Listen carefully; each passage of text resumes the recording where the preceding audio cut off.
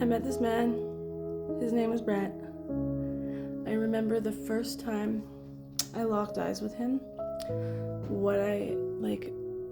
What came to my mind was like, oh, there you are. I've been waiting for you. Like, I remember feeling like I knew this man forever. And, you know what happened? I let that feeling of like him being my soulmate or my twin flame override all of the poor and terrible behavior that I experienced when I was with this man. Like, I let him, because of my low self-esteem at the time, because he was an attractive guy, I'm like, this is the best that I'm gonna get, so I might as well just accept it. I let him just treat me so poorly, to the point where I had like nothing left. I had no self-esteem, no self-worth. Like, I was on the streets of Vancouver alone when he got out of jail, like after assaulting me. I waited for him, and instead of him forgiving me, all I heard was constant put-downs and terrible things, instead of like understanding that I had to survive out there, you know. He was just saying like, oh, why didn't you do this, and this, and this? And I'm like, well, like, what did you expect? I'm a drug addict on the streets of like Hastings. Like, it's the worst place in the city. Like, I had to do like the worst place in Canada. Like, I had to like survive, right? And he just couldn't understand that. And I paid for it with violence. But you're gonna meet someone, like, sometimes, I'm not saying everybody's like this, but you know, if you have low self-worth, you're gonna attract somebody who preys on people who have low self-worth, and they're going to see you as an opportunity to steal your energy and like take all they can. And please do not make the same mistake that I did of ignoring all of the red flags because of the physical and emotional connection that you have with this person. Because there was this love with Brett that I've never experienced before with another person. And I constantly pushed aside all of the terrible things that he did to me, just to get a small piece of that. And in the end, I've cut him off now. I have him blocked,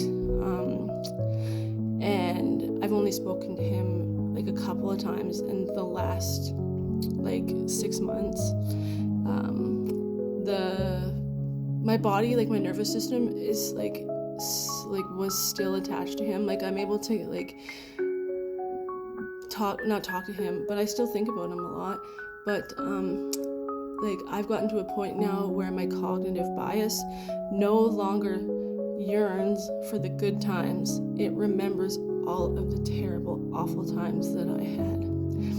And eventually, in a relationship like that, you will get to that point too. I'm just saying, like, you don't have to, because men like that are not going to change unless they separate from you and do the work alone. I realized that we were really terrible for each other, and like, I loved him so much that like, it's just better for us to be away from each other. You know, sometimes you gotta love somebody from a distance. But since I've left him, my life has done a complete 180. I wake up and I look at myself in the mirror, and I'm confident. I no longer have this voice telling me that I am an awful, terrible person for surviving in one of the harshest environments in the entire country. I'm living. I'm living. I'm doing all of the things that he told me I would never do. And instead of using spite as a tool to attack somebody. I'm using it as fuel. I'm using my survival as a fuel to help people, so that they don't have to go through what I went through, and making sure that they have a safe place to go. That's my end goal in all of this. Like, most people don't get out of that. They don't get out of where I'm from, like where I was, and I just really want to make, even if I can help one person, right?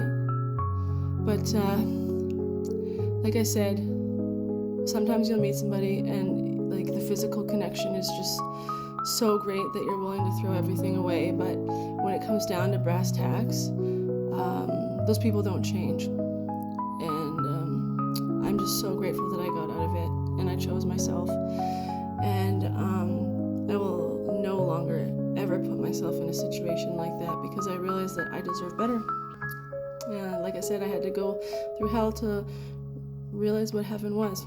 So please, stay safe. I love you.